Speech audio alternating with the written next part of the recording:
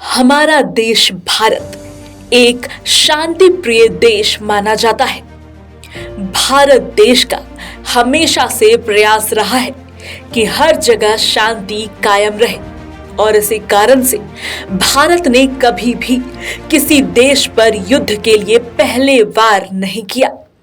लेकिन जब कभी भी हमारे देश के ऊपर दुश्मनों ने आक्रमण किया है या करने की कोशिश की है, तब हमारे देश की सेना ने उसका मुंह तोड़ जवाब दिया है और डटकर लोहा लिया है।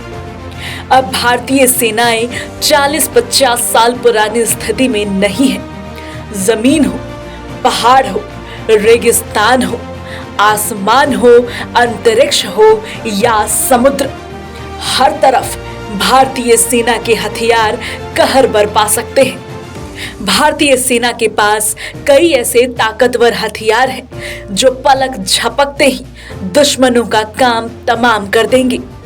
भारतीय सेना अपने आप को लगातार आधुनिक और ताकतवर बना रही है। भारतीय सेना अपने तोपों से दुश्मन का सीना छलनी कर सकते हैं, वही मिसाइलों से जमीन, जल, हवा और अंतरिक्ष में भी प्रलय ला सकते हैं। सरकार का भी पूरा जोर देश की सेना को हर एक ताकतवर हथियार मुहैया कराने पर है।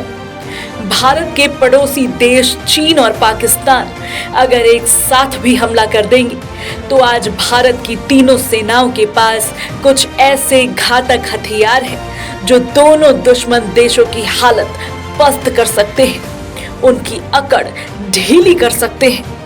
इन हथियारों की वजह से चीन और पाकिस्तान बड़ा हमला करने की कभी सोच भी नहीं सकते। जब जब भारत को वीर सपूतों की जरूरत पड़ी है, तब तब भारत माँ ने ऐसे ऐसे वीरों को जन्म दिया है जिन्होंने भारत माता पर कभी आंच नहीं आने दी।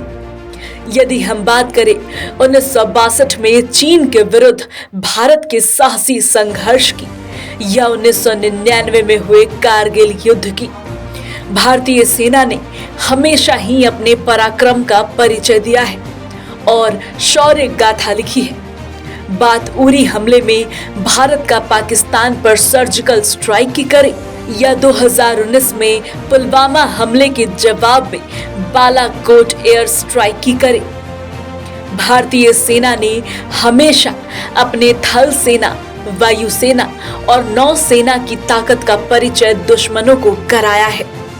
इसीलिए दुश्मन भी भारतीय सेना के विरुद्ध युद्ध करने से पहले कतराते हैं। आमने सामने की वॉर में दुश्मन देशों की हर कुटिल चाल का मुंह तोड़ जवाब देने के लिए भारतीय सेना पूरी तरह से तैयार है। कोई भी दुश्मन देश भारत पर सीधा हमला नहीं करेगा, उसे किसी अन्य देश के हमले का इंतजार रहेगा, क्योंकि दुश्मन देशों को पता है कि भारत के पास ज्यादा बेहतर और कई गुना घातक हथियार हैं जो पल भर में ही उनके देश में प्रलय ला सकते हैं।